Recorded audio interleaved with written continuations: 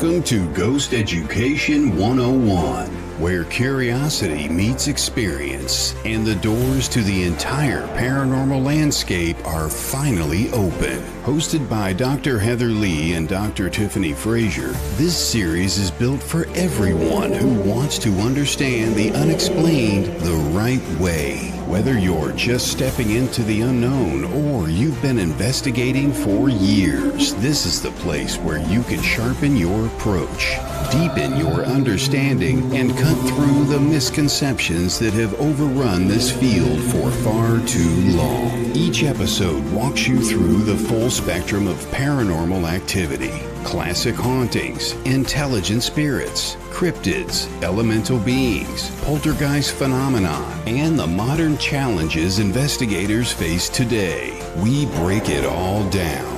The science, the method, and the mystery, without dumbing it down and without drifting into theatrics. Grounded in research, history, and real-world investigation, Ghost Education 101 is your classroom, your laboratory, and your gateway into the most compelling unexplained experiences on record. Learn, question, discover. Welcome to Ghost Education 101. Now, here are your hosts, Dr. Heather Leigh and Dr. Tiffany Frazier.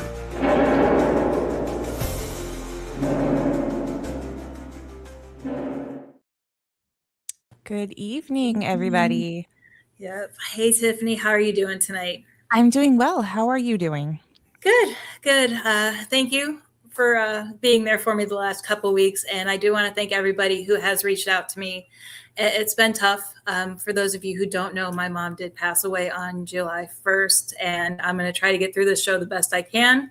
I have moments, even when I'm at work, where I just want to step away and dry those tears. But I do appreciate everybody over the last couple of weeks, and Tiffany for keeping us fed.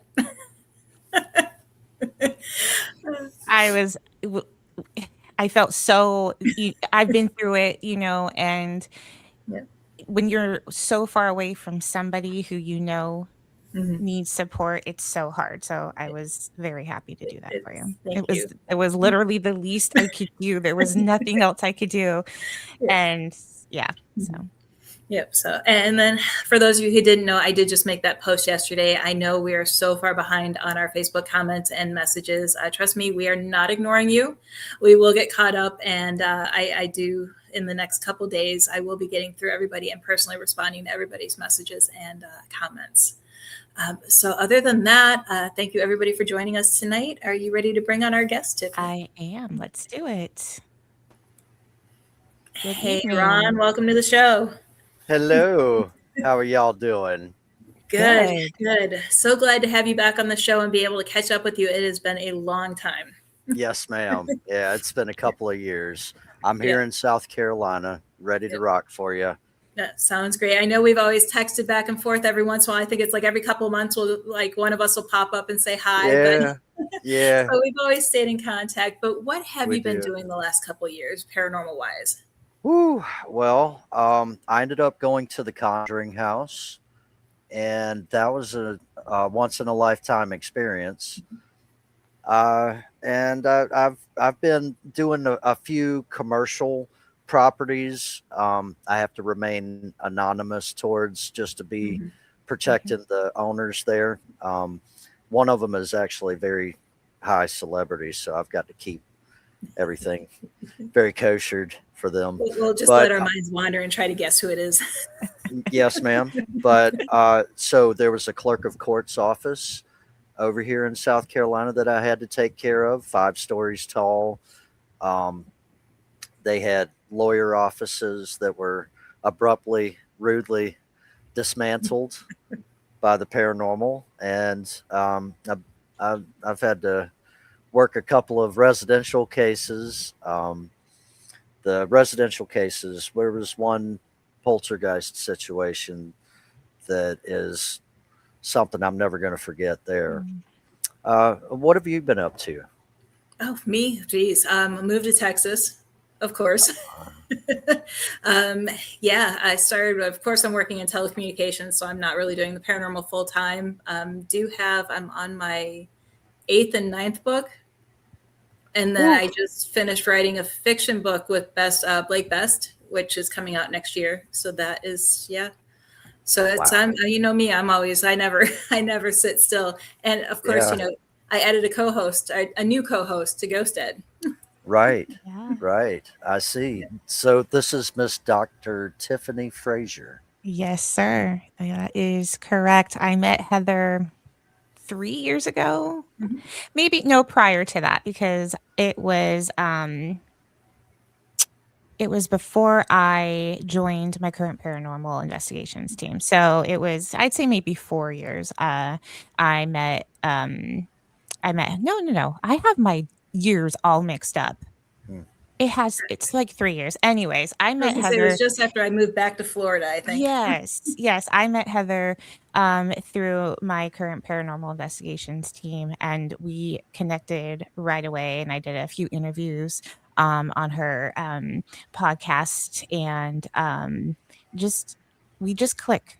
Yeah, that's totally cool. And a couple or like a year or so went by, and I asked her, I was like, hey, you've got a degree in this field. And it was something that I had always wanted to do, but I just didn't know how to go about it. I'm a child of the early 80s and 90s, and it was really difficult to find resources in my household to figure that all out. And so when she told me how she went about it, I was like, this is something that I have to do. And I was already part of the paranormal investigations team anyway. And I was like, I just want to jump in fully, and just, this is what I always wanted to do. And, the universe has an amazing way of laying the path in front of you, the one that you're supposed to be on, because up until a couple years ago, I was like, why wasn't I able to do it 20, 25 years ago? Well, this is why, because I learned so much. I learned the proper ways. I learned what to look for. I learned the questions to ask. And then it led me down this road of meeting people and down this path of education. And it was all just meant to be the way it That's transpired. good. And that's real good. So now here I am. And she came to me, she's like, I need a co-host. And I was like, girl, you don't have to ask me twice. Well, resources have changed. We are a wide span community now. I know. Isn't that crazy? Like, I blink and all of a sudden we're all here. I think back to, I tell my daughter, I used to have to sneak and watch sightings on where I'm from. They showed it on PBS a lot, and I had to sneak in the living room and watch it. I couldn't let anybody know what I was into. And that's cool. That's cool. I wasn't into it because I wanted to go and ghost hunt and everything. I was into it because I felt like there was something really there and I wanted to learn about it. And then I had some experiences later on, which always stuck with me. And so I always knew I was going to somehow end up in this field. And I call those the brown pants moments. Yeah, it really was. That's how you're bonding with all of us. You're talking about your brown pants moments. Yep, exactly. I like that. I'm going to start using that if that's okay. Yeah. That's awesome. And I always find it amazing because, it's one of those things where even though my parents were hesitant on believing some of the stuff that I had and that I was experiencing, my dad was always like, okay, you see what you see, keep your stories to yourself. Until recently, he's more opened up about it. But even growing up, my mom would be like, talk to me about it. Tell me what you saw. Tell me. And then, as I got older, she was like, oh, we weren't sure what you were going through. But she's like, I went through the same thing. She was seeing what I was seeing. She was hearing what I was hearing. And it wasn't until later in life that she had started admitting all of that. So it was kind of like, I think growing up, having the support that, you don't feel like you're crazy, you're not having to hide it is, it's amazing how everybody has different experiences growing up with what other people think. That's very true. That's how I was raised, was dealing with the paranormal. My grandmother's house was very haunted. And it grew just like everything else does. The energy source just kept stomping on it and getting bigger and bigger. And I would say probably by 8 years old, I found out by getting narked on. These things were telling my grandmother every single thing I was doing around the house when I was far away from her. She knew everything. It's like there was cameras just stuck in my face. And there weren't even security cameras back then. No. I was like, what? She was telling me things I was doing. There ain't no way nobody could even know, And I remember, all right, I was headed back towards a bedroom that my father grew up in. And I was seeing this picture of him with a military uniform on. And it was sitting on his dresser. And I walked in and I was looking at that. I picked it up and I was like, oh, he looks pretty good in a uniform. I might look pretty good in a uniform too. So I set the picture down and I go in the back where she's at. She's like, what was you doing? I said, nothing. I wasn't doing nothing. She said, you was meddling. I said, no, I wasn't. She said, they're telling me right now. They're telling me that you was meddling. And it was like that all the time. I couldn't get away with nothing up in there. Nothing. I couldn't steal a peach from her tree without her finding out about it. And so, that's how I was raised up. And by 13, 14 years old, we ended up getting a call from her neighbor. She was screaming at the top of her lungs, and she was very angry. This was early morning. I lived 8 doors down from her. So the neighbors were calling. They were like, you need to get down here right now. There's something going very wrong right now. So I bum rushed down there, and I'm looking at her swinging a baseball bat at her crawl space with a spotlight shining in, talking about, come on, I got you, come on. She was swinging the baseball bat ready to bam on something. Like she just expected that any second something was just jumping out at her. And I was like, what's going on right now? What's going wrong here? That the neighbors are freaking out right now, right? She was like, look, I just got attacked in my bathroom and you need to leave right now. And she was so disturbed over this. She was so hyped up. This was like a 75-year-old woman. She literally tried to push on me to get me off the property at that point in time because she was ready to bam. She was hyped up. Mm-hmm. And I was like, look, I'm going to help you out. Okay. I'm going to go into this crawl space. And if I end up having anything to do with finding somebody, I'm going to have to take them on. But if they jump out, you go ahead and you swing away. All right. And she's like, okay. I said, anything besides me. She said, all right, I got you. So I went in there, and my grandfather was a very smart man. He built this house with his bare hands. And the crawl space was about hip high, easily crawlable, very easily crawlable. And there was a spotlight about every 10 foot around the rim of the girder system for the flooring. And you can see everything you needed to be able to get into that crawl space. I went about 2.5 rooms in, and I'm looking around in that bathroom area to see whether there was something that was underneath there. I didn't see anything. And once I had turned the corner and I was up around these areas, I heard this guttural growl scream right at my ear, said, get out. And I was baffled. I was looking around the whole time like there's nothing here, but that just happened. Mm-hmm. And that's a brown pants moment for a 14-year-old little dude. Yeah. That was a big moment for me. And I just went ahead and came out after making sure that nothing else was around, and got her to come back in. I said I didn't see anything, and I just left it right at that. I did not see anything. Grandma, it's time to go inside. It's 3 a.m. Yeah. We're freaking out your neighbors. We need to go. So we go ahead and we get inside. She puts the baseball bat down. I'm walking into the middle corridor. There's a little hallway there in the center, going back towards the front door to get out. And I'm sitting back saying I did not see anything. So all of a sudden, every radio that was in the house turned on at the same time. And now my grandmother was a very Christian woman.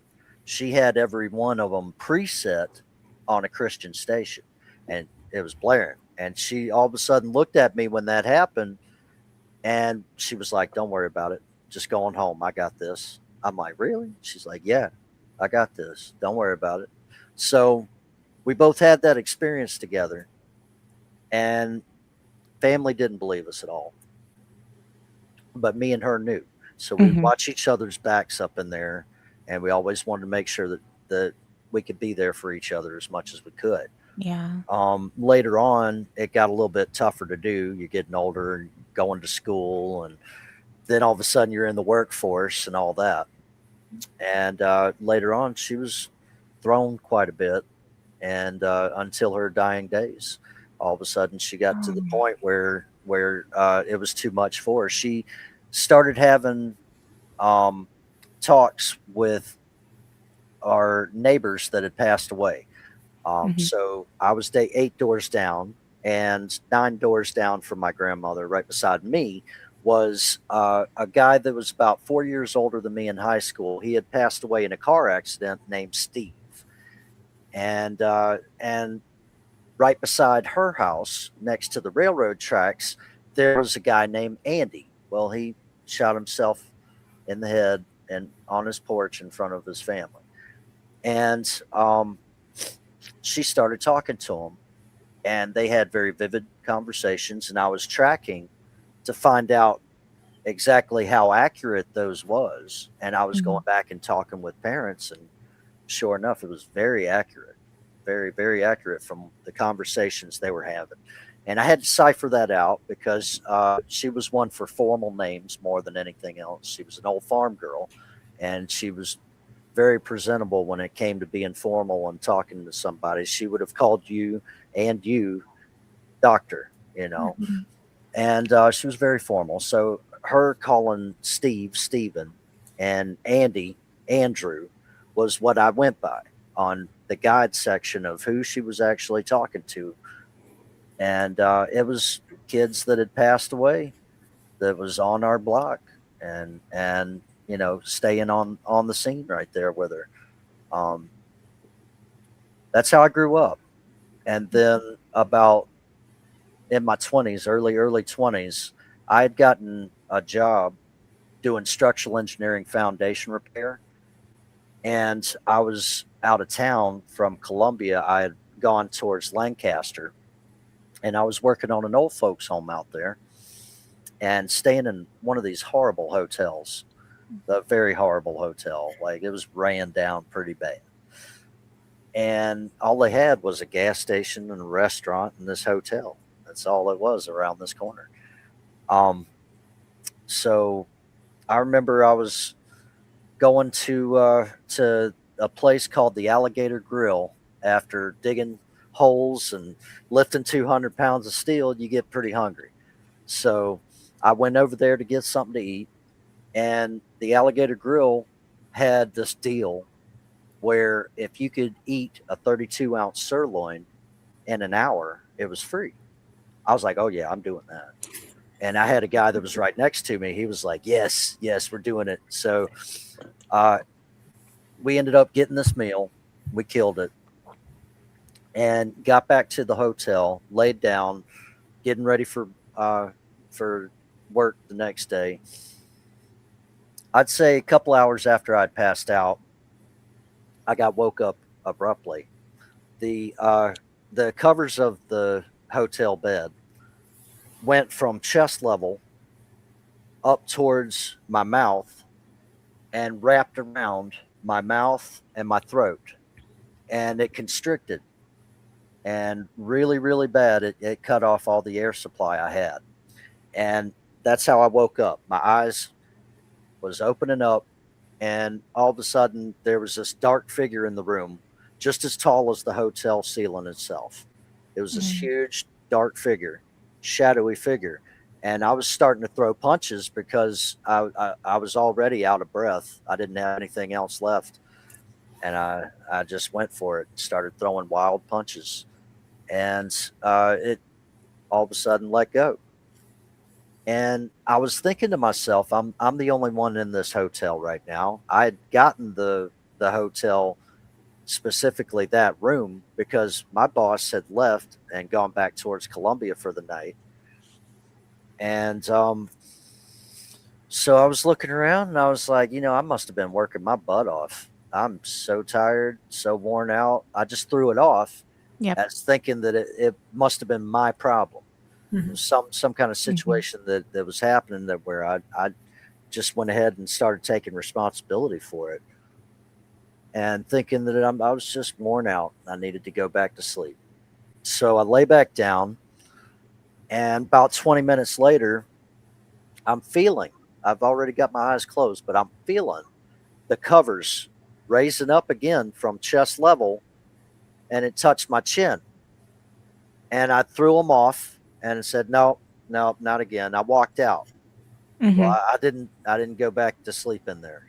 And the next day, I'm over at the gas station across the street trying to get ready for work, and I'm talking about it with a buddy I work with, going over it, instant replay in my head, letting them know what happened. And the clerk is listening to me the whole time I'm explaining. Well, we get up to the register, and he's like, "Hey, man, I heard what you said, man, and you need to know somebody died in that hotel a little while back." Mm. I was like, you know what? That's my luck. That's my luck right there. Go figure. Go figure. And I'm going about my work day just shaking my head. Well, I can't believe that. Good Mm-hmm. Lord. So boss at the end of the day is like, "Hey, man, we're going home today. We're finishing up. And I can grab y'all's gear out of y'all's room if you want. We can just head on back home." I said, "Yeah, you do that, buddy. You do that. You do that." So this guy was, I didn't say anything to him. This guy was a lurch, old Marine.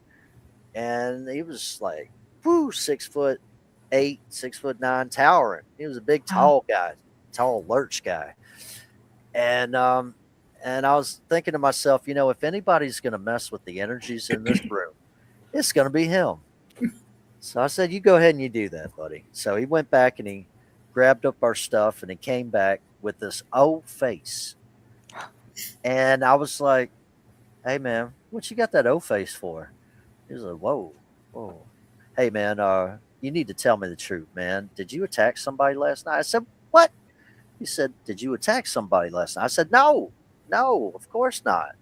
He said, "Well, just tell me the truth, man." I'm like, "Dude, I'm for real. I went and got food and I passed out, and that's it." He said, "Well, look, man, the lady cleaning the hotel was in there when I was grabbing your stuff up, and she found something under your bed, and I thought that I might need to grab it up for you." I was like, "Well, I appreciate that, but what the hell are you talking about?" He said, "It's a rock in the sock, dude." I said, "A rock in the sock? Are you serious? I ain't seen one of those in 10 years." He said, "Well, uh, yeah, I thought I was doing you a solid." I said, "I appreciate you, but you ain't doing me no solid with that. I've got to see this." So we went out to the work truck, and sure enough, it's a dried up, bloodied, crusted up rock in the sock. It's got electric tape and duct tape wrapped all around it. One of them old school Nike Mm-hmm. knee sock, and that thing's full of railroad track rocks. Mm. And we cut it open, and there was dried up blood all over it. And I just threw my hands up like, "This is my luck. This is my luck right here. I slept on that. That's not good. That's not good." I So, always check hotel rooms. Every yeah, time I stay at one, I check under the bed, well, I know now. I know and now. I check everywhere. And I started doing it when we had our first baby because I didn't want her, like, if somebody dropped pills or something, so I just started doing it out of that. And then as you start to travel more and you hear more stories, I walk in, and before I do anything, I'm checking every inch of that room. Totally Because if I understandable. find anything, I want a different room. Yeah. And, you know, and that freaked me out so bad that was, you know, quite a bit of a paranormal experience. I figured if this wasn't me, if somebody else had experienced this, who would they go to for help? Who would they be able to find that would actually listen to them and think, hey, this guy's not crazy. We don't need a psychiatric evaluation right away.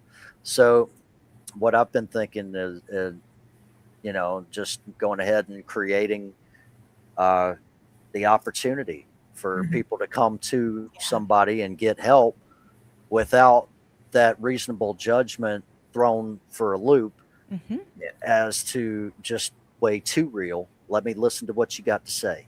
Yep. You know, let's see if we can take lemons, make lemonade. Yeah. Well, that's what we do a lot. Like when we get inquiries in, I'd say probably about 90% of about 90% we don't even entertain. But, you know, there's a good majority of them where we just have Zoom calls and we just give them the floor. And that's always what I tell them. I say, you know what, the floor is yours and there's nothing you can tell us that is going to make us like think you're crazy, because we've seen it all, we've heard it all, we've felt a whole bunch of it. You know, so, you know, there's nothing you can tell us where we're going to go, yeah, you're That's batshit very crazy. true. That's just not going to happen. That's very true. I'm very much in depth with all of my investigating. Dr. Leigh can sit back and explain. She's seen my records. It's tremendous. I've got such a stock up now of everything, you know, and working with exorcists for the past 5 years, it's quite a wide range variety of things to talk about with all of that.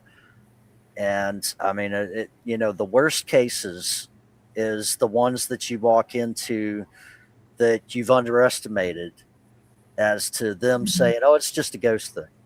Oh, okay. So we get into this ghost thing and come to find out it's on the Trail of Tears. There's 10 different people that have passed away with quite a bit of experience of traumatic problems.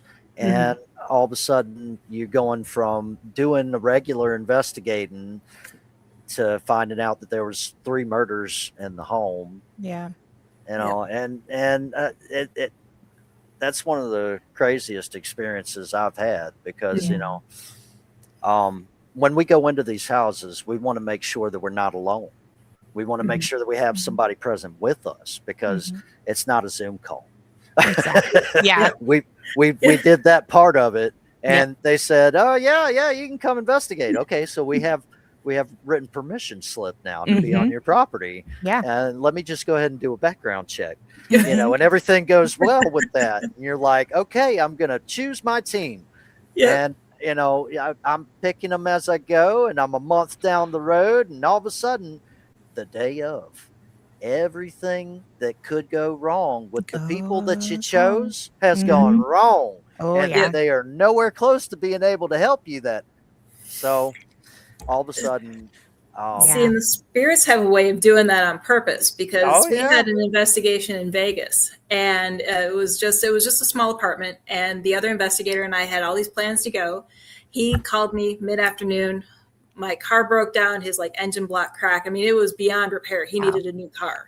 He's like, can you just come pick me up on your way to the investigation? We'll go. I'm like, oh yeah, no problem. I got you. Hour later, our water heater burst and we have water everywhere. So I'm like, you know, the landlord comes out, they're fixing it. You know, I'm like, okay, we'll just be a little late, but I got you. I'll still come get you. As I'm walking out the door, this is during the beginning of COVID. We get a call from my son's music school saying that his class was exposed to COVID and we all had to quarantine. And I was like, that's crazy. Do you guys think that when those situations come about, do you think it's more the spirits that are trying to keep you away? Or do you think it could be perhaps spirit guides or angels, whatever you believe in, trying to protect you? I believe there's a lot of all of that. Just to be honest with you, I've classified several on one occasion. You know, the angels stepping in, celestials going, no, not today, sir, not today. and there's a couple of demons that was just sitting back throwing cars underneath the house and everything, just Yeah. yes, it's today. Yes, it is Yeah. today. Yes. I mean, they're all working. They're all Yeah. working right there, and I can totally tell. And I can cash some chips towards total natural as well. I mean, people are people too. Yeah. So there's a lot of things going on like that, and harbored feelings with past life residual or intelligent spiritual. Those right there aren't going to pick you up and throw you around the room. Exactly. Yeah. And exactly. they're not going to try to attack your entire family just because you said you wanted to walk around in there. Yeah. Then that's not going to happen. Yeah. You know, it's real deal Holyfield stuff Mhm. that can happen to you that lets you know, and you better take the sign, because if you don't, there's a problem. It lets you know. Yeah, I had a situation like that recently where I was supposed to go on an investigation and I kept not feeling good. And this was like weeks leading up to it. And I called my husband one day. This was like maybe 3 days before I was supposed to drive down. Said, something's telling me just not to go. And he's like, well, what is it? You're not feeling good again? And I go, I just have this overwhelming feeling that I'm not supposed to go. So I didn't go. And nothing happened at this location. That was a great investigation. Team had they got a lot of evidence. It went as planned. It was all good. The only thing I can think of is it was a spirit guide protecting me from on the way getting there. That's the only thing I can think of. And or could the investigation have gone wrong if you had been there? That is very true, because it was a location where the residents did reveal that the family members who they believed are still there were incredibly racist. And we actually got evidence of that on EVP. I love it when that happens. I know, because it's like, how do you disprove that, right? Yeah. How do you? That's What the is good it? stuff. Yeah, I mean, it's right really good. Yeah. But and I was talking to a friend, and I'm like, that the only thing I can think of is I just wasn't supposed to do that 3-hour drive. I just wasn't supposed to do it. I just kept feeling like an anxiety that is so deep. I'm like, where is this coming from? Like, this is just so unlike me. And it says, you're not supposed to go. Just don't go. Just don't do it. I was okay. I'm not going to do it. Yeah. So, yeah. Well, I chose my path wisely. You know, I said, hey, since everybody else is not able to show up, I'll go. I'm a man of my word.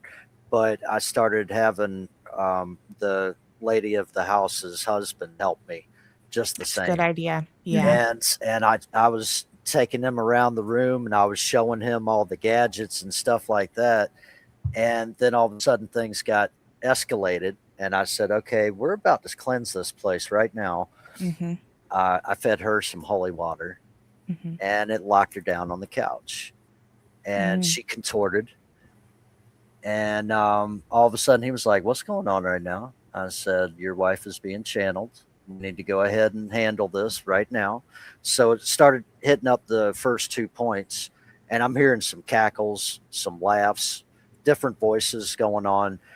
And then all of a sudden, having to walk back across, I'm seeing the contortion is very, very constrictive. All of a sudden, her face was swole up 3 inches past, and different skin color completely. It was like a blowfish all of a sudden, shark eyes, and she was not herself. It's actually not one of somebody's proudest moments. It's very sickening to have to experience and see for yourself. So I tread very carefully and treat it very professionally. I said, we're going to go ahead and get all of this handled right now. So we knocked out the other 2 corners, come back. And she said, we are legion, we are many. And all of a sudden her dog is trying to attack something, trying to come out of the wall. And I was holding holy water, just trying to get that thing out of her for probably close to about 20 minutes or so before everything finally happened. And then whenever I started seeing the approach where things are looking better, she starts the gurgling, and her husband's like, "What's going on right now?" I said, "Get the trash can." He's like, "What?" I said, "Get the trash can, dude. It's time." So he's bum rushing to get the trash can, and we're keeping her from puking all over the place. And then whenever she come back to, she didn't know anything that had happened. No clue. And I kept it that way. I recorded the whole thing, but I did not give it to her. And electronic transfer is one of the major problems that I have with some of these people that are showing their evidence per se online. I don't do that as much whenever it comes to those darker cases. And the main reason why is because of electronic transfer. There's things that happen to the people that are watching. Yes. It might be an afterthought of everything that you've just dealt with, but you send that to them, a couple of people here and there going, "Hey, can you check this out? Can you see if there's anything that I might have missed about this? I'm still scratching my head. I don't know what's going on."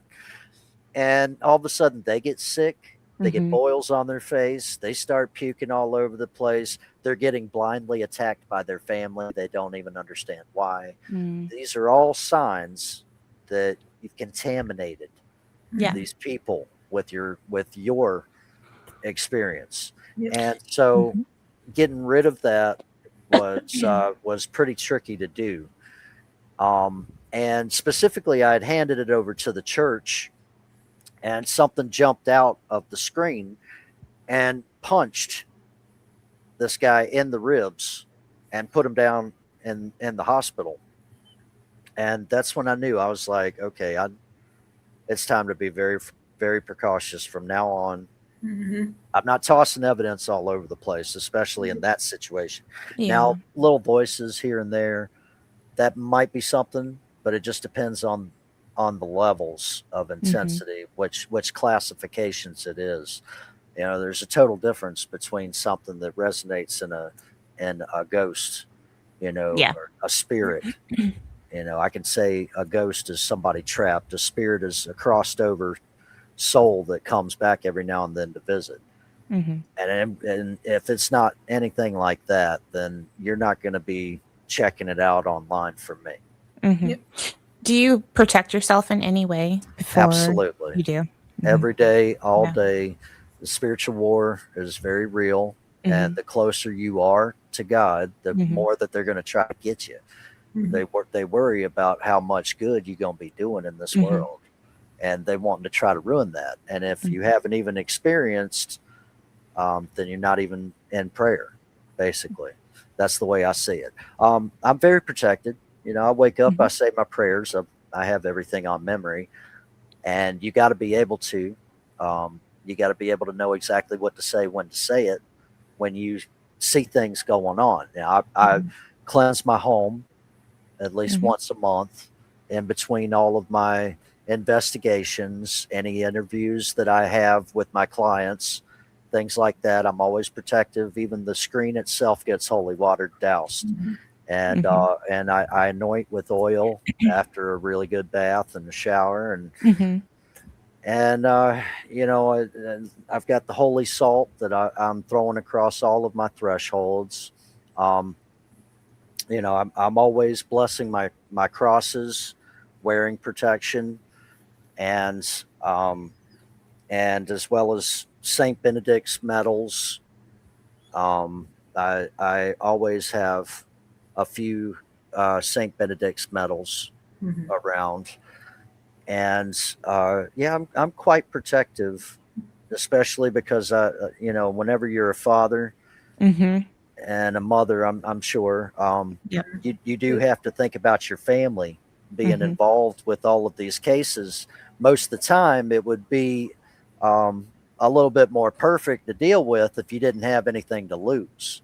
If you were one of those people that just didn't have anything to lose right there, okay, you just walk out from the street and handle that. But but I'm not like that. Yeah, no, Full-time job, Mhm. full-time father, and I'm running this house by myself now. And you got to pay the bills before You you do. can even go out and handle anything to help everybody else. Exactly. And when you're seeing the spiritual warfare in between, when you're taking cases and all of a sudden it's affecting somebody at work that you work with, that you deal with, that sucks. That's the worst of it. That's what they're not going to unless it's a coworker you don't like. Then it's their problem.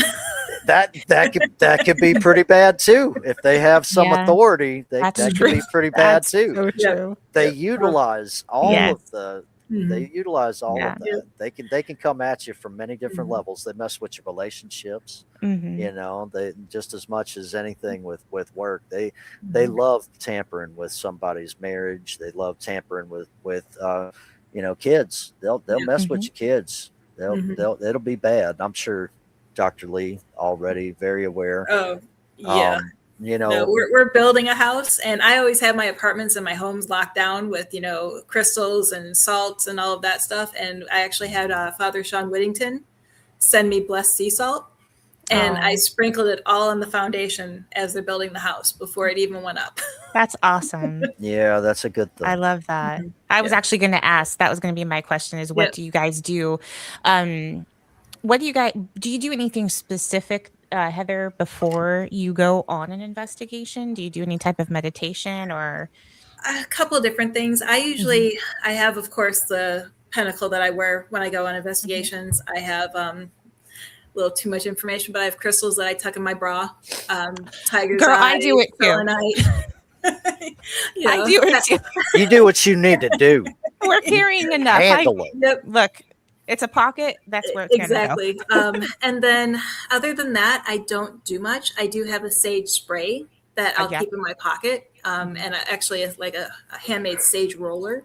So it's like a roller ball type of, like the essential oil roller balls that I've made myself. And I have those in my pocket because I want to go in to have the experience and to not be totally protected, just to see what would happen. But I have the equipment with me during it. But then afterwards, of course, I go outside, completely sage myself from head to toe. And then I have what I call an exorcism bath.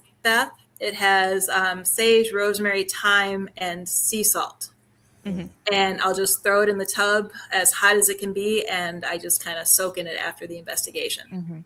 There you go. That's good. I like That's that. real good. Yeah, I think I've noticed a common theme with interviewing people over almost a year now is cleansing, like showering, some kind of bath after an investigation. And I just started doing that in the very beginning, just out of it just was kind of intuitive, I guess. It's it wasn't just about being out all the night. hint. Yeah. It wasn't about just being out all night and you feel kind of grimy. It was more than that. It was I need to wash this off. And well, sometimes we are in the worst of places. Let's be honest. So true. That is you go up true. into places with mold for 300 years. Yeah. You're gonna have to wash that off. That is There ain't no walking in and just passing out and rubbing it all over your pillows and your blankets or enjoying it right there. Now you don't want to do that. No, you really don't. It feels deeper than that though. It is. It's very whatever energy happened to follow you. I just feel like I have to, get rid of it. And I do a lot of meditation before I go on any investigation. I do a lot of golden light meditation. And I sometimes I do it while I'm on investigation. If I feel like something's not right, I'm doing a meditation. Well, a lot of times you're going to have to deal with some opportunities to counsel. These deceased people. Yes. Sometimes they don't know, and they want to cling on to you specifically because you have life. And the more life you're showing to them, the more they're going to want to be right there next to you. I mean, look, I know myself personally. I'm a very sporadic person, and I can be a joker at times. And I mean, I have made these things laugh from the opposite side. I've been listening to a spirit box for so long that I can make some jokes and know exactly when they just had a good time on the opposite side. So that right there just causes them to want to Yeah. be around you way more than hanging out wherever, dealing with a 300-400-year-old place that doesn't have anybody living there anymore. They're like, no, we want to be around you. You know what else I do is I will also, like, we have a closing statement, but internally, like in my head, I also have like my own kind of closing statement. And I always envision like a brick wall, like you can't go past here. Like I'm closed off now. You know, I'm done. You can't come in my car. You stay here. I've had to deal with that from the Conjuring house, and you know, I felt the basement was trying to take me over. I was doing an Estes method, and I clicked out for probably about 10 minutes straight. And this thing knew a lot about me, and I didn't say nothing about me whenever I was in there. So this thing was explaining a lot that I didn't want to have explained to me from Conjuring house. And when I was in the library, I watched something get picked up and thrown across the room. Had one of those little tripods set up for a camera, and it went from the middle of the library over by the little globe in the corner and thrown over towards the opposite of the kitchen, if you know what I'm talking about there.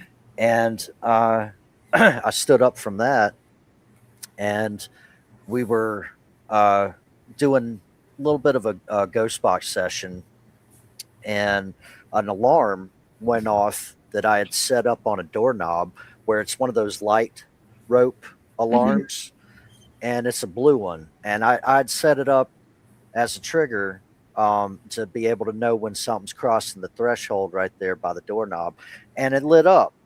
And I had been recording on Skype and had people back at home as a watchtower for me, let me know when things were happening. They literally caught a blue translucent figure showing up when that thing lit. Oh wow. And whenever they said that, hey, there's a figure right there, there's a figure right there, and I walked through, and I was going over towards the recording, and they have this this little Annabelle doll that's theirs set up in the corner there where the dining room table incident happened. You know, where the lady of the house got channeled, picked up and thrown towards the fireplace there. Well, right there is where they got that Annabelle doll. And I had walked up towards that area right when I had heard about that figure. And all of a sudden, the whole house started shaking. These loud booms. The entire house shook. Foundation and walls, all of it shook at the same time. Boom, boom, boom. It got louder and it got stronger. And it was about 4 or 5 booms right in a row. Boom, boom, boom, boom. I was needing a break after that. I walked outside, and I would say it's in the middle of June, January there, and it was snowing, and I was looking at the tree line and where the snow could be falling. You know, in January in Rhode Island, it's really thick to see the snow. Yeah. And if you don't have a tree line present, it's very easy. It's very easy. It's really, really very easily to see where those tree lines are.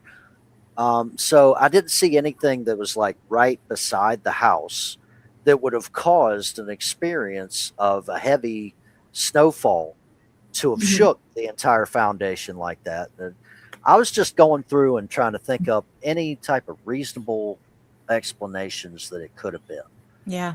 But that night was not very reasonable at all. I went back up in there, and upstairs, there's the kids' room and the little toy cars on the dresser. And I was watching as toy cars shot across the dresser off on the floor. And I wanted to go play cards, and I wanted to show the kid a magic trick with the cards, because I got a couple of magic tricks for cards, and after the first one, all of a sudden the whole rocking chair wanted to do that number, and the whole night was unreasonable. I was at the 2 spots where they kept the dead in the middle of winter. Upstairs, I went in there and I did a ghost session. And then down in the basement, I went into that cold room as well. And it's quite an experience. I hung out at the well, but I didn't want to jump into it. No. You know how that's a thing for some people. Mhm. I don't feel that way because I'm actually dealing with crawl spaces every day for my job, and that doesn't do anything for me. But Yeah. I was right there next to it. The next morning, I decided to end up walking down towards the river stream right next to the house. And on the river, they have this little wooden bridge. And I was taking photos of the river stream. And sure enough, there's faces Oh, wow. that show up in the water coming at me. Mm. Now, no parlor tricks there. And I did some very critique things towards my camera to be able to make sure that I wasn't just Mm-hmm. thinking about things and Mhm. you know, they're getting paranoid or you know, experiencing the gift of gab where you're just wanting to talk yourself into having an experience and all of a sudden you got it. No, I didn't want that. I didn't want that at all.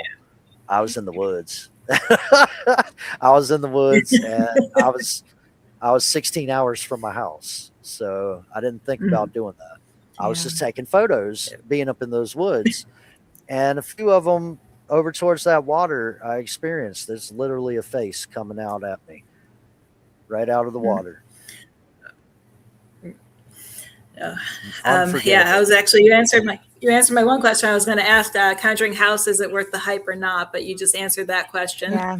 I'll say it's better now. It's way better now because I actually trust the guy that owns it. The guy that's getting it now from Ghost Hunters. I would trust that guy any day. Yeah. Rather than the woman that just owned it. She actually had a dog come at one of my people. You know, that morning right before we had walked down to the river stream, that lady let her dog out from her side. She hangs out right next to the merchandise room and the room where that fridge is, where everybody that's a ghost hunter writes on that wall and signatures all over that wall. She stays in that area and let her dog out. And this little 4-foot goth girl that was hanging out with me that night was out there and saw the dog come out and was like, "Oh, there's a cute little doggy coming in, a cute little poochie."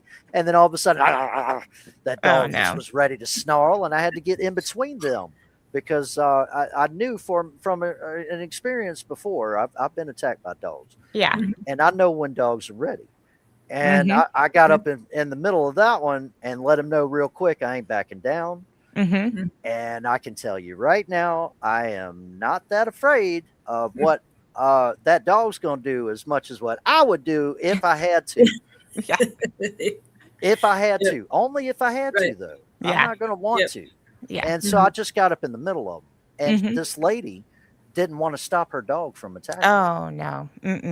And acted like we were trespassing. I'm like, "Lady, we've been here all night. We paid for this. You want to see our ticket?" I deserve a free T-shirt right now. Serious, lady. And it's like that. I don't trust that lady. And I heard that she messed with people that traveled all over the world and bought tickets to this place. Messed with people from other countries that were wanting to show up in America for the first time, and that was their experience, getting treated like that. And that lady deserves a lot of karma coming. A lot of karma. And I'm looking forward to that. But so far so good. so far so good. They took her out of that home and put her where she needed to be. That's for sure. You know, as drunk as she was all the time with roaming the roads like that, that's scary. You don't want you or your family to die because of somebody driving that stupid. And I commend the police officers that actually stopped her. And she could sit back and go, "I'm the owner of the Conjuring House all dang day." Yeah, you're going to jail, lady, because you smell like alcohol, and your breathalyzer test needs to be through the roof. Probably for the next 2 days. You know, I mean, I'm pretty sure she reeked after that. I saw all that. I'm sure. I saw that little TV station right there getting on it, recording all that live I've PD. been following it through his updates and everything, and I'm commending him. I'm he's glad. he's And done so much work to and it's not just about Andrea Perrin asked him to do that. She did She because deserved to be able to have somebody take that over just to give her peace of 100%. mind. Yeah. And I'm But sure it he's helped him. just wanting to preserve the true history of it. And, Right. Right. The not Arnold make it home. such a spectacle. And Exactly. you know, and tours are one thing. Tours are one thing. You know, and you rent a night, okay, cool. But you start doing some witchcraft up in there, and I can imagine he's probably going to say, "Hey, hit the road, buddy. Hit the road." Now, his daughter was a tour guide in there for a little while, Satori. Satori, I think it is. And I commended her for all of her efforts. She literally tried her butt off to make sure that everybody, had a good experience in there. And I know she even tried to get that banquet hall that's in front of the place with the big skeleton. She tried to get that taken care of, but there was a fire. So she lost a lot of money right there from personal belongings, and they didn't get any of that back. She just pretty much just screwed everybody on that. Didn't pay the employees. All the ghost tours that they were doing was for free, and one guy was stacked up through the roof, probably about a year. He was just sitting there like, please pay me, please. I'm living off of beans. At that point in time, I feel like those people deserved a lot more justice than they got from all of this. Yeah. Courts ain't making sure they get paid that much from what they lost. Yeah. So I'm glad that this guy's taking over. Pretty happy about that. Yeah. And then real quick, I'm sure Tiffany has some questions. I want to circle back to the protecting yourself before you go on an investigation. Something that I remembered while we were talking is back when I was in Vegas, I would be talking with, he was Reverend Sean, but he's Father Sean now, and just going over a case that we were getting ready to go to. And I just was bringing up it was borderline that it could have been demonic, but we weren't 100% sure. So basically we were going to go in first, and then if we needed his help, we were going to bring him in. But one thing he said to me at the end of the call was, make sure you cover your head. He wanted to make sure I wore a baseball hat. Now I'm assuming that there's significance in my making sure I do that, but in general, when you're walking into a place like that, you're going to feel touched. You don't want that to be flesh that they're touching on. That's what he was talking about. Okay. And you want to be protected. Yeah. Because I wore a baseball cap. That was about all I had. But I also believe that it has a lot to do with the different religions as well. Yes, I was actually going to bring that up. It has a lot to do with the culture of the person walking in.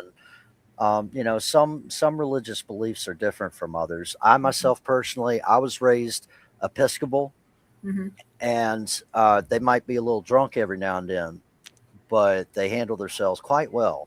I can say the St. Michael prayer, Our Father, and I can make sure that I'm doing blessings for myself, for my team, and you can go in there with high hopes. But once you're feeling something grabbing a hold of you, just try not to make sure that it's on flesh. You don't want to go in there with your arms, just wide open.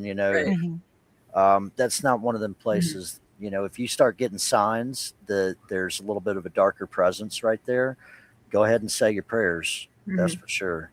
Before you're even walking in, make sure that everything's good with you, and say the prayers with intent. Don't just blindly say it. And I always say it past tense, if that makes sense.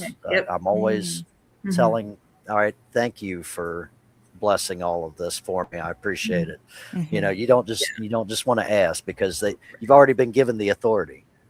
Some people just go ahead and keep on the beg, and I ain't one for constantly begging. I want to let it know I'm very aware of the authority that a human has over these darker things. At times, you need to be able to keep your mental right, because these things love to try to trick you. Yes. They will have inner manifestations, outer manifestations. They'll come at you from all figures. I've got 3 whole pages of a checklist to be able to take care of when I'm assessing for my exorcist, and I treat that pretty good. Mm-hmm. And whenever you're having to go into a home where you're supposed to be the assessor, you're looking at the person and they're not there anymore, and their next of kin is sitting back going, we need help right now. You're just wanting to make sure that you have solidified proof for everything that you need to take back to the church to go to the next step. Some people run, some people can't do all that. They go in for that little ghost. They go in for the ghost hunter thing. They get their brown pants moment and then they take off. They're like, no, we're not doing that no more. They wouldn't have done that on this case. Yeah, no, we walked in. My fellow investigator, his eyes went solid black and he lost time. And I was like afraid because he like towers over me. So I'm like, crap, what do I do if he decides to attack? We were called in because the daughter was dabbling in witchcraft, and they brought me in because I know all of that stuff. But the mom was Roman Catholic. I was raised Roman Catholic, so I was like almost the perfect investigator to go to that one. And we found a tarot deck, and we were trying to find the card. The death card was missing. And we found it under the mom's bed. Oh, wow. But the daughter swore she didn't put it there. So we had that. And then when it came time to cleanse the house, I was like picked up and dropped.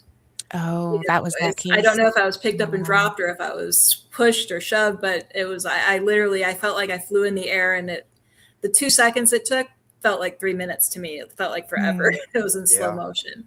And I'd be so mad. I know you were. You yelled at it. I got up and yelled at it. I was like, you don't treat people like that. And I'm just yelling at it. But then the homeowner sold the house and we weren't able to go back to follow up. So that's a shame. I've been in a haunted hotel and had experiences like that where we were running a paracon and having to protect all of the guests. And sure enough, a few of them just wandered off a little bit too far.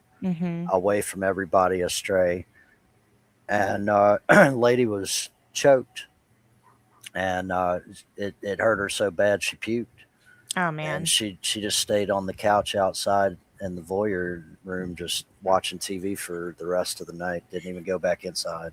It can happen. I was right beside somebody in West Virginia State Penitentiary that got scratched up. In the basement area, what's called the Sugar Shack.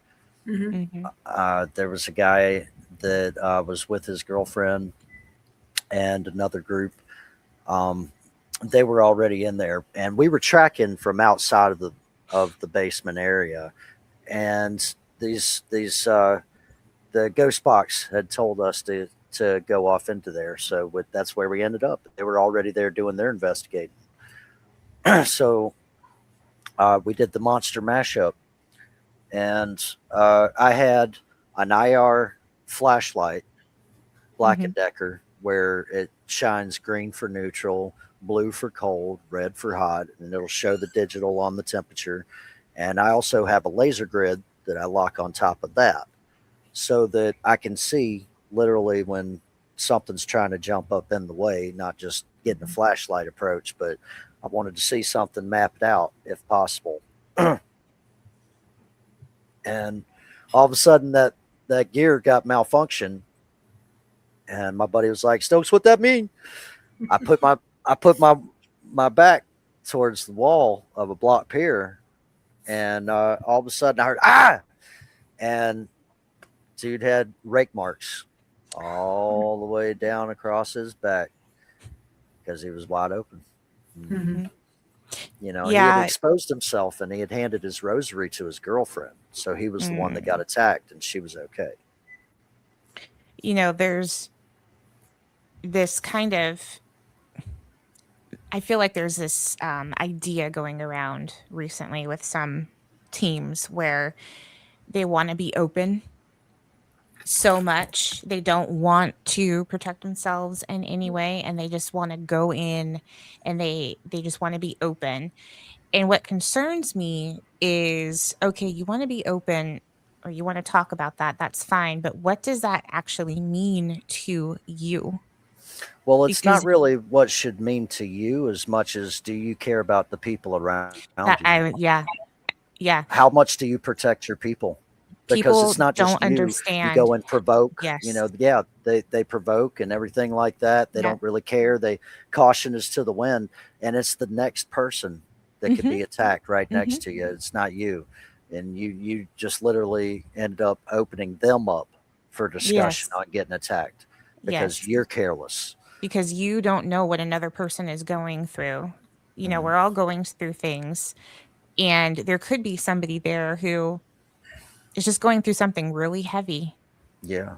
And then you walk in there and you're completely open, and whatever is kind of even unintentionally invited in, Hmm. and Yeah, it's going to latch on to the weakest link. And that's true. I've That's been true. hearing this idea over and over. Go in and be open and don't protect yourself as much because that hinders your ability to capture evidence. If something's there, it's going to somehow show up. It's going to be, you're going to get the EVPs. You're going to get, something is going to happen. It I depends on think your people are motives, getting, really. yeah, I think people The are getting motives there. greedy though. They want Yeah. that golden piece of evidence. They want that apparition on Everybody's trying to video. go for the gold. They're hoping that whatever they've got is going to get them some kind of money Mm-hmm. and, on views or anything like that. But Yep. I tell you what, it's so highly oversaturated right now. If you're on YouTube and you type in top 10 ghosts or whatever, Oh, you're it's going to see top ridiculous. 10 ghosts of every 10 minutes pop up.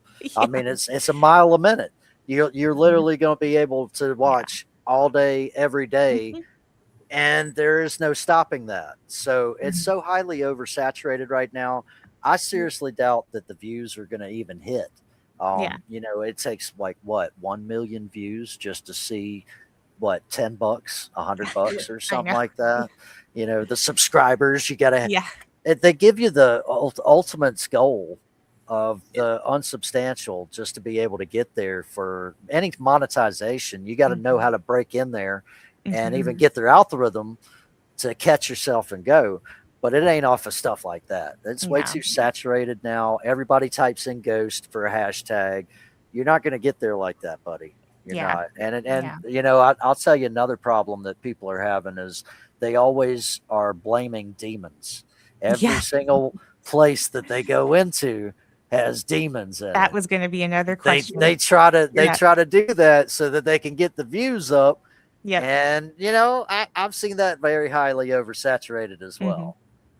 So what is the percentage of cases that you're on personally that turns out to be something truly demonic?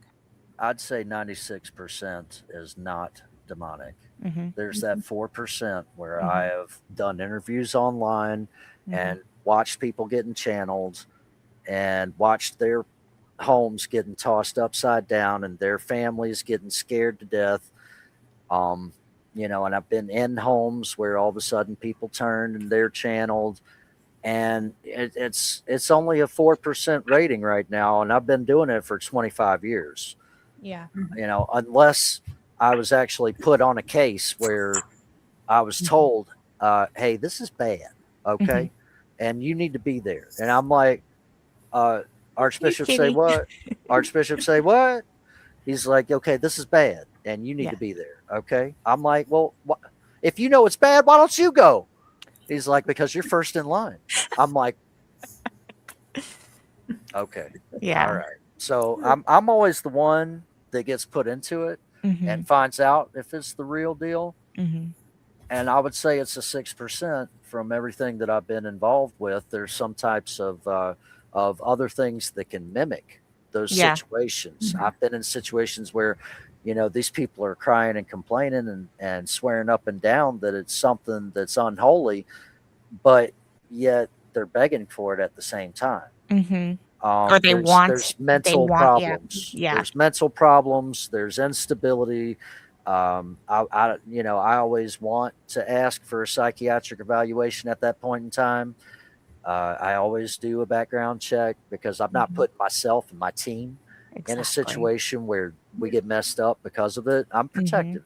Yeah. I'm very, very protective of my people like that. And I don't want to see us get trampled on with anything like that. But I'm also very protective of our clients too. We've been in the limelight with several different situations where there was national news. We had to be very, very watching out for all of that. We didn't want to be on news channels, and we were asked to be right there outside of the news channels doing what we needed to do. It's a dangerous situation altogether, even when it's not the demonic. There's mentally ill people that are way worse than some of the haunted places that I've been into. Yeah. Way worse. I don't trust people as much as I can trust myself walking in a haunted house. Okay. I don't trust people as much. It's people. So how do you, and I guess counsel people who swear up and down that there's a demon in their home or they're possessed, and you know for a fact they're not? Yeah. You got that checklist, and you verify with them 100% of the way. And you can either lead them, just like that old saying, lead a horse to water. You can't make them drink. And sometimes that happens. You can literally have every bit of evidence proving that it's nothing paranormal at all. I've seen radon go through the roof in a home. I've seen carbon monoxide poisoning. I've seen mold. And I've done quite a bit of inspections very thoroughly, and known for a fact that this person has had way too much mold poisoning. They're hallucinating. Yeah. They're That's actually a really common one.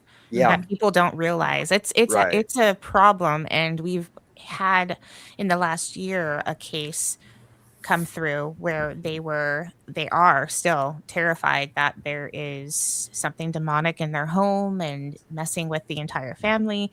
And they admitted that they have not only black mold issues that has not been remedied yet, but there's also electrical issues. And we're like, we can't come in and investigate. We wouldn't do it anyway because we don't deal with that. But we can't go in and investigate if you have these things going on. So if you get them taken care of and you can show us proof that it's been taken care of, then we can continue to talk. But if you're constantly exposed to all of this, and the cat's Heather's cat just jumped up on her. Like, cats are going crazy right here. You know, if you can't prove to us that you've had these issues taken care of that we know can cause all of the symptoms you're telling us, there's nothing we can do for you at this moment. I've tracked it. There's been guys that were literally trying to beg me to showing up and helping them out. They were swearing it was a demon, saying that this thing's trying to mess with them in ways that ain't really pleasant at all. Yeah. But sitting back, also explaining to them that they've been breathing in way too much problematic mold that's hanging out right beside their bed. That you can literally see it on the screen as you're pointing. It's like right there, right there, dude. You can sit back and explain that all day. But sometimes they don't want to listen. Sometimes you find out that they were only going for attention. Yeah. Or they were just literally paused for the cause. They wanted to just push that straight to the max, no matter what. Nobody could say anything else, but this was paranormal. Yeah. They won't take the hint. Sometimes they just won't. And it's sad, but you have those moments of clarity where you at least know. You explain it to the homeowner, and then you walk away knowing that you did the right thing. It's not paranormal. This is something right here that you need to fix with your home. You know, I do a thorough routine base inspection and getting base readings. I check for moisture damages, water damage, most especially. You know, I'm looking for those molds. I'm looking for high EMF stuff where it goes off through the roof, where it's not a normalcy, it's a spike that they would say is commercial property usage only, and you're only looking at a 2-bedroom little home on the hill right next to the power line. You know, those power lines are something pretty special. They'll fry your brain like chicken. Yeah. And nobody really pays attention like that, but they're just hanging out right next to it all day, every day. And that can be a really bad problem for some people. They're even your cell phone. I've been in a rural area where somebody got sick every time somebody pulled a cell phone out because they just don't care about phones. They had an old school landline, and that's as far as they took it. Yep. And once somebody brought out them cell phones, it's all 5G and getting them sick every single time. Oh, wow. Yeah. And then you just have to hope that they don't call another team in who's going to, You watch out for that and protect the Yeah. client just as much. You make sure that they're calling you instead of everybody Yeah. else like that. Yeah. Yep. So one question I do have is, over your last 25 years, have you ever had a case or an experience that kind of changed and altered your views on the paranormal? Yeah. Oh yeah, quite a bit. Quite a bit. Like I was talking about earlier, you're going into a situation where you're expecting to inspect and then investigate a regular ghost case. And I've been in some pretty historic properties, and one sticks to mind where I was in Camden, and Camden, South Carolina has some spots where there's historic place, and everybody knows about this place. It's huge house, and we had permission to be there, and there's only been quite a few that I'm aware of, but you're not supposed to post stuff on YouTube or socials or anything like that. And this person tried to do that over and over again that I was with, and I kept constantly letting them know, yeah, homeowner finds out about that and they coming after you, I promise. Yeah. So I've had to step away from that, where I knew that it was very paranormal, but these people try to do things that they're not supposed to. Yeah. And they're pissing off the homeowners. Or even that right there is explanatory. They found human remains of, this was a place where the Revolutionary War happened, where the Civil War happened, and they found Indian bodies. They were sitting up inside of a room while we were around, and we were supposed to do what we were supposed to do and not touch the other room right up in there where everything was going on for the archaeological findings. Then there was plenty of other things to roam and do. But I had to step away for a minute because I'd heard that there was some other issues in a different location right beside it. There's different places that were not just the big house. So you walk on down and you got what used to be property that was nothing but slaves in that area.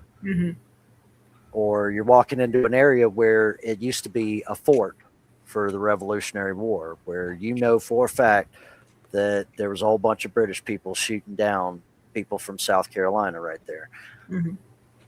I've been in those areas. I've had to talk to the victims, and I know quite a bit of them. And it's the experience for me is just to remain humble and keep yourself from doing something really stupid in that situation. Don't go asking for trouble. Don't provoke. Just be there and stay respectful, and keep your distance as well. Don't let things, follow you home, like you've said. Yeah. You don't want to have these attachments. You want to tell them to stay right where they're at on site before you're even leaving. Yep. We do have a question in the comments real quick from Ginger. What do you guys think of egregores? Egregores. I think they're very real. I think if you believe something strong enough, I've always felt this way. If you believe something strong enough, then it can be manifested. I will say that the closest I've gotten to so far, skinwalkers are real. I know that for a fact. Sasquatch. We have quite a bit of sightings of Sasquatch because they followed the water. coming through South Carolina. They're trying to stay in the rural areas and get around cities. But egregores, I mean, I've never ran into any. I'm pretty happy about that. Mm-hmm. Yep. I'm not going to put it past them. I'm not going to underestimate a situation where I walk in and not think that they might be around. Right. Yeah. Yeah. And we do have, I mean, Ginger, if you want to stay tuned next month, let me pull up the calendar real quick. Oh, yeah. On August 26th, I have a presentation about the Philip experiment, and it talks heavily about different thought forms as well. So that will be coming up next month. Well, Tulpas, everything like that. You know, different names. It's kind of like different cultures, different languages for me. You know, you walk into one area and somebody's going to be explaining a ghost situation, but it's a spirit to somebody else. Yeah. Yep. Yeah.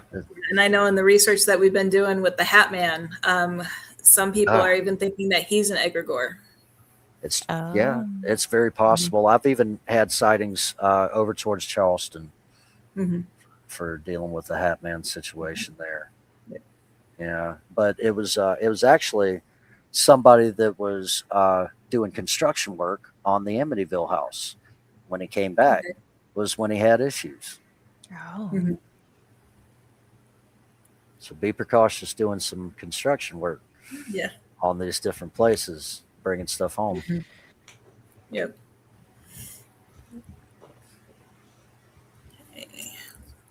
That's an interesting question right there. That was pretty interesting. He's answered everything I had. Yeah. The only thing I have left is our rapid fire questions that we hold till the end. But one thing that you had brought up before we went live, you're doing nonprofit work? Yes, ma'am. Yes, ma'am. A few years ago, I'd say for the past 10 years, I've been working with a state group, South Carolina Ghostbusters. We help out kids with cancer, and we help out Special Olympics. I've gone towards making sure that we're doing something for Epworth Children's Home and taking care of the foster kids there. Awesome. We raise money towards getting them a whole bunch of arcade cards, partnered up with Dave & Buster's.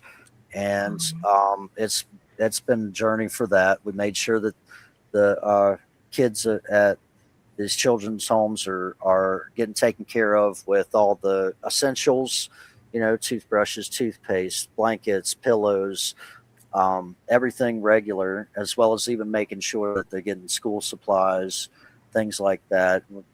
It's been quite a journey for that. And helping out with the Special Olympics is pretty fun. Those kids are always great. I drive Ecto 803 representing for Columbia. I stay a humble car, raising up my own nonprofit just to be able to do what I need to do when I need to do it, instead of having to get permission all the time through all of these other channels. It's like you got your international team and your little state team. You're wanting to go above and beyond, but most of the time you don't get the opportunity to get the okay. You can do that without me thingy. But, you know, it's a great community of people, though, that I work with. I'm pretty happy that I started working to raise people in the Columbia area to doing it. And a couple of years ago, are you still there? I'm here. Sorry. Okay. All right. I'm just double checking because my sound went out for a minute. Oh, no, my son came out real quick and asked me a question. Oh, okay. All right. So, yeah, we made sure that we were taking care of the Columbia area for this, and our branch really needed a focus factor to go for the best charity possible with everything. And it's so tough with everything being able to get chosen up. My family was raised over at that foster home, so that's why I chose to do more there. Once I get the opportunity, somebody was like, "Hey, you want to do the trunk or treat?" Okay, sure. You know, the kids love it when you're showing up in a Ghostbuster car and you got candy you're chunking around all over the place. Yeah. You know, these kids just pop up out the blue, like running laps. They'll show up 5-6 times in a row with them big old bags going, "Please feed, feed. You know, it's beautiful to be able to help out with the trunk or treat, to be able to help out with their Christmas times and giving them all of the stuff that they need, all the way down towards the fun times that you can make sure that they're having. It's all worth it. It really is. Yep. Yes, it is. Dave and Buster's helped me to get arcade cards to them for the past 2 years straight, raising up quite a bit of money for that. And so I got my own hats. I got my own T-shirts. There's my logo. And we've got a 2026 logo that we just did as well. We're going to be selling cups, and we'll be around at different events. And we'll be having some pretty cool concoctions going on with some slushies, some coffees, and raising that money to be able to all go towards making sure these kids are taken care of there. Yeah. That's fantastic. Yep. Love it. And we do have a quick question from Anton. Have either of you seen a manifest spirit, and secondly, seen it disappear? Yes, quite a bit, and it's not fun. Whenever you're right there with it, it's not something on TV. Yeah. It's not something like the TV shows do. It can materialize, and like I was saying at the beginning of the show, I've thrown punches at these things and watched it disappear. It's not fun when it's right there in your face and it's choking you and you have nowhere to go but it's a fight or flight, man. It's a fight or flight. Yep. I was just lucky that God's on my side. You know. Yeah. Yeah, I've never seen one materialize in front of me, but I have all of a sudden recognized it's a spirit, and then I've seen it slowly disappear. Yeah, it's happened quite a bit around South Carolina. If you could see all the ghosts that are in the state, you would probably have to walk sideways to squeeze into doorways and all that. You wouldn't be just walking easily towards anywhere. It's a very, very spiritual state. Yep. We got quite a bit of history and culture that just causes hundreds and hundreds of years worth of things to come out of the darkness. It's very true. Yeah, we need more of them here in Texas, and they need to be creating cold spots right now because we're 109. Yeah. Oh my God.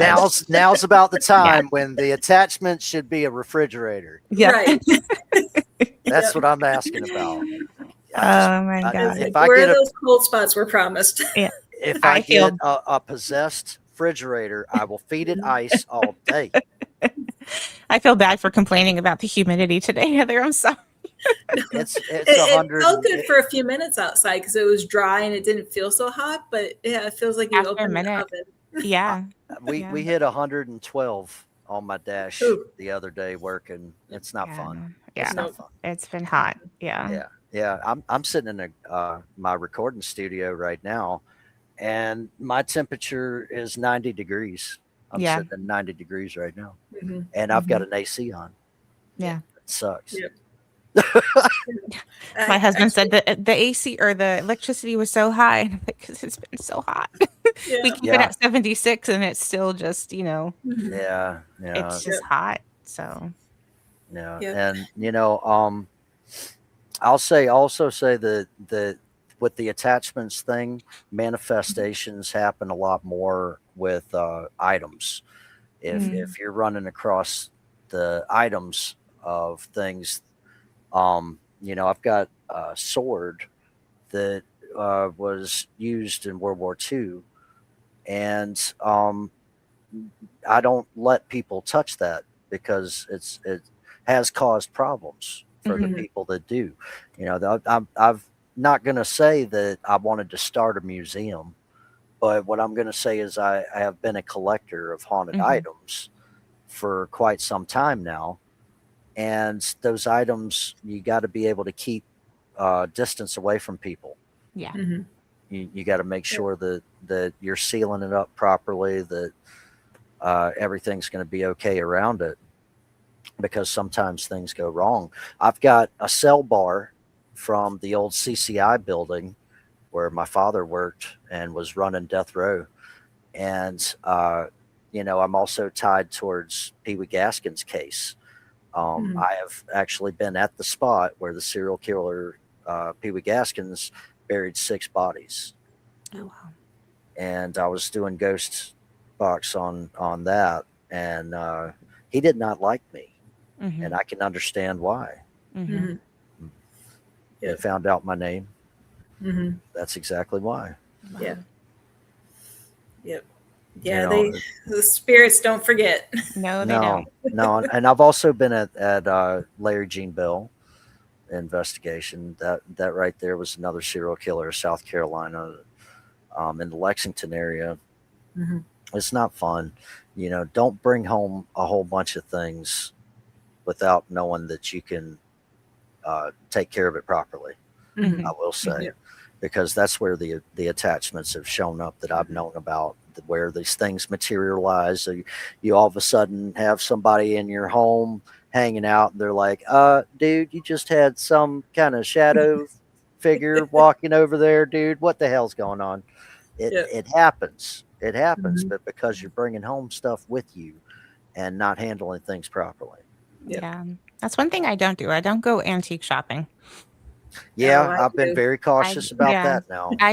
I have a friend who antiques all the time, and she's had so many things happen in her house, and I've told her, and get rid of the desk, get rid of it. They finally had to, they posted it on, I think, a Facebook marketplace, and they were very honest, and they told the person who picked it up what had gone on in their house. And I guess the person was okay with it. They were into the paranormal, and they came and they got it. But I told her for years, I said, you have to get rid of it.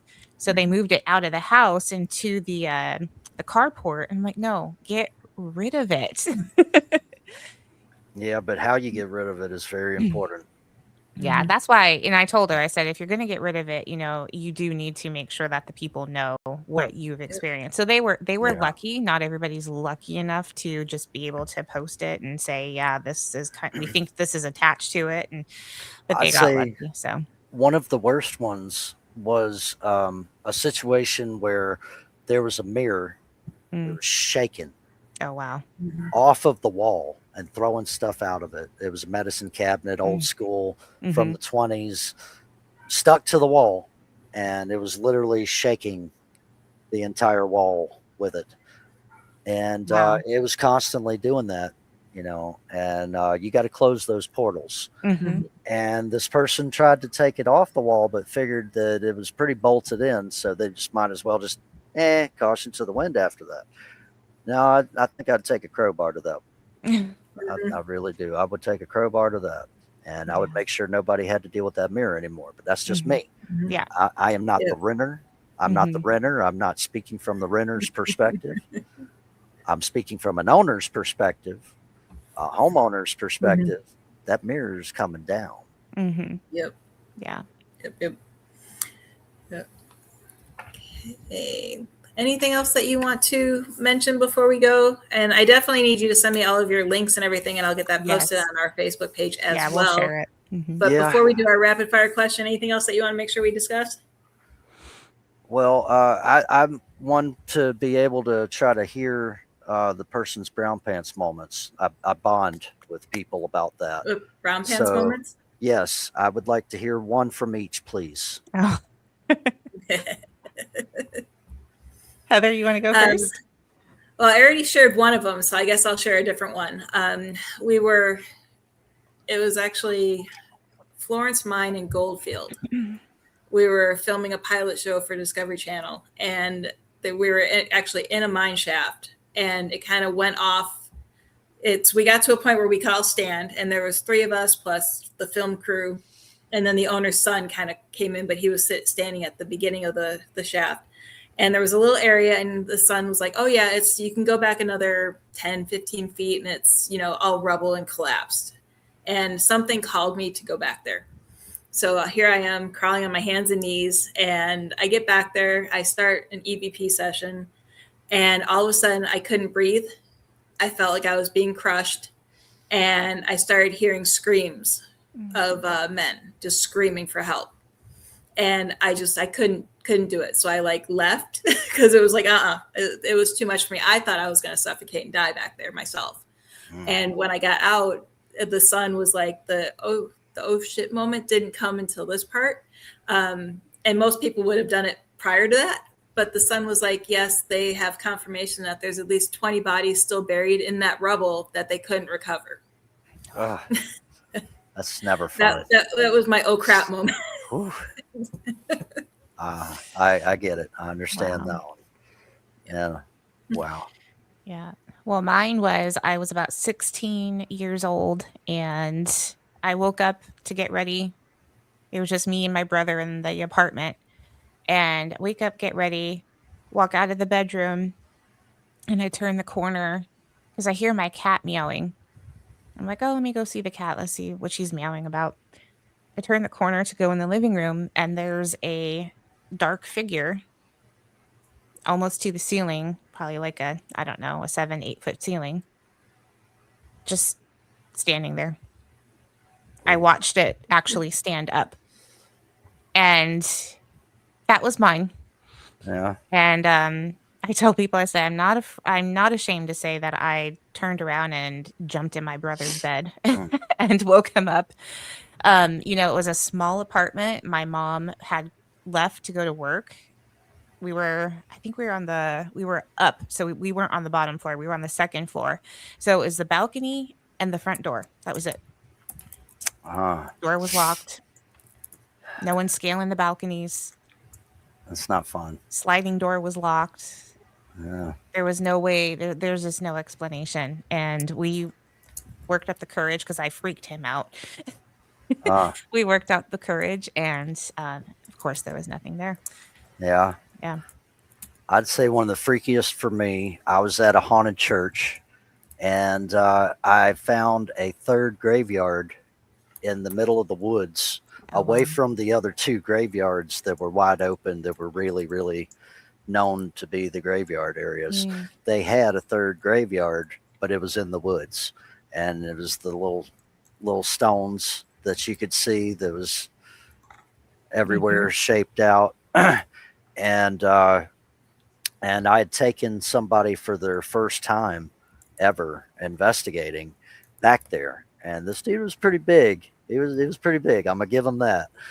But so we go back there, and we're about halfway through that third graveyard, and we literally had something whoosh by us real quick, and it popped into this tree right beside us, and the tree was doing that. And we both knew we didn't see anything, but we literally watched something nail that tree, nailed it hard, enough to be able to see that whole tree doing one of those numbers. And I experienced his first brown pants moment right there. That was a good one. Now, a second one was, I was in a haunted hotel one time. I had taken everybody to the bar to toast on the team after the first night of investigating. And as we're going and toasting, here's to a great investigation, all of a sudden a champagne glass that was sitting upside down back behind the bar slid off the rail and then dropped right in front of the bartender. Then that was her first experience in that bar, and she had been working for 6 months. Oh, wow. I said, you want me to tell you, boss, that wasn't your fault? She's like, yeah. I'm like, okay, I got you. Well, I think you just gave me my engagement post for the week. I'm going to ask our followers to name their brown pants moments and share their stories. There you go. Yes. I want to know it. Post it in the comments section. Yep. Post it in the comments section. And we'll definitely keep an eye out for that. Yeah, that's awesome. And go and check out Ecto 803. Yeah, I'll get the links and everything up for that. So you ready for the rapid fire questions?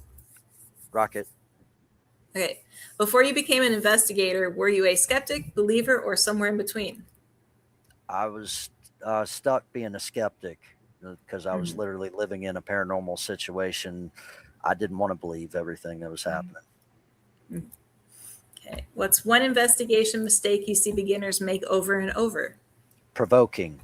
Do not provoke. Always stay as respectful as possible, because everybody else around you might be the one that gets attacked, not just you. Exactly. Be aware of it. Be more responsible as a person, as a human being. Yep. Yeah. If you could investigate one location anywhere in the world, where would you go? I want to see Stokes Castle in Scotland, and King Edward is my family from the 1300s. I want to go over to that castle as well. That's my family. Ooh, that would be so much fun. Yeah. Yeah. What's the best piece of paranormal evidence you've personally captured? I would say possessions are on video and audio. And I mean, I even had SLS on at the same time, and the audio captured things that are not supposed to be there. The SLS, well, stick figures are stick figures. They're jumping out at the wall. No reflections in sight except for just something jumping out of the wall. And the video is literally showing the transformation of a person towards being channeled. And it's never good. That's the worst of something that I've ever had to record. And it's not somebody's personal best time. And it's really sad time just to have to witness somebody dealing with that. Yep. What is one piece of equipment you think every investigator should own, and one that is overrated? Tri-field meter, being able to really thoroughly document EMF high readings, making sure that you know the spike levels correctly, doing an investigation, know the differences between when something is normal and average and when things are literally showing up and spiking on the spot that are not supposed to be there. That's pretty important. I would say also just use yourself to be able to go in as a tool as well. Yes. Because a lot of the times people revert towards gadgets a lot. I am on the scientific side of all this, but I like to rely on myself more for the intuition portion of that. I want to walk in as me being the one to investigate and not just use tools, electronics, scaring the homeowners, freaking them out every time you pull a new thing out. What the hell was that? What was that? They're seeing the gauges doing one of those numbers. And you're like trying to explain it, but just don't. Yep. Team Ghost or Team Bigfoot? Ghost. Team Ghost. Okay. I like Bigfoot. He's cool with me. He ain't never really messed with me, even though I've already tried to hunt him down quite a bit. It's not too fun whenever you're in the woods and having to pull your gun out and shoot something that's 4 times your size and could crush you with its hand. You're putting yourself in a very bad position, guys. Just know that. Have you ever had a location that you refuse to go back to? Oh, well, there is one. I cannot name this one specifically because I know these people well. But I'm going to say that these people try to treat this place like the Conjuring House, and all the fire codes, all the mold that you're breathing in, all the structural integrity that this place doesn't have, it's already been shut down. So it's okay now. Okay. What's one paranormal myth you wish would finally disappear? A myth that would finally disappear. Everything's demonic. Yeah, I gotta say that's a good one. Not everything is demonic, and I would love to be able to see more people go towards the scientific approach. Building my own gear is one of those things where I want a device that detects and prevents these things from being in a home. If a dark entity shows presence, the negativity spark up that alarm system and cause frequency to push and keep that thing at bay. I think that's needed. That's next level for me. That's just R&E. Yeah. Yep. Yep. If you could ask a spirit one question and know that the answer would 100% be truthful, what would you ask? If I could ask a spirit something to be truthful, what would it be? Yeah, yeah, and know that they would give you the truth. Yep. I always try to figure out if they know how they passed away, and whether or not that might tell me whether I'm actually speaking to a ghost, a spirit, or something worse. Yeah. Yep. Because I've caught the malevolent trying to trick me. Yeah. And the only way was I looked at the feet, and whether those feet were there or not was the bigger question. But finding out how this thing died is one of those things where they have some problems being able to lie to you about how they did that. If it's the darker entities. Okay, and the final one is finish the sentence. The paranormal is real. Yep. I like it. Yeah. Yep. And then Paranormal is real. Anton asked a question: is Bigfoot in the paranormal category? Yes. Yeah. I have a division that is very specific. Cryptid. It's a cryptid just as much as everything else. We also have a lizard man that's in South Carolina, if you wanted to look that up. Oh, wow. Even a dog figure. We have a dog figure that hangs out here as well, but it's not a dog. You got to be very cautious, but it's cryptid category. Yeah. That's the classification. Yeah. Paranormal is just the kind of umbrella, and whatever you can't explain, it kind of gets divided up. Yeah. Yeah. That's the big corporate unhearted right there. Okay. Anything else, Tiffany? Are you?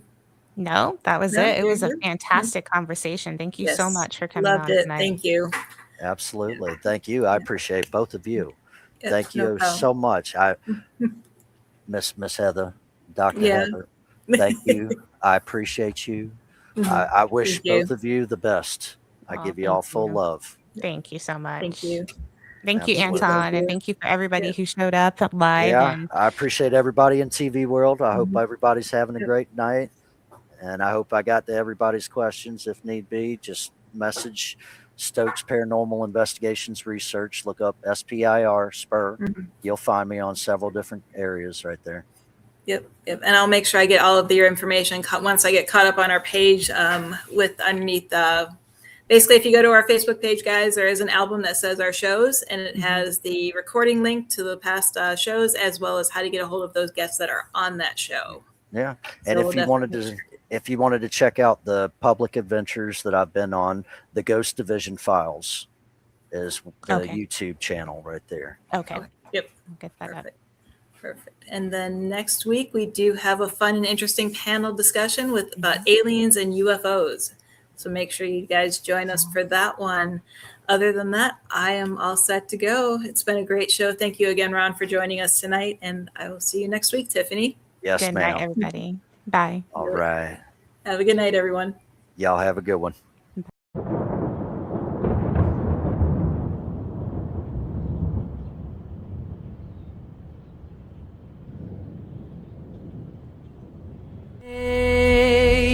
With me the memories to be my sunshine after the rain. It's so hard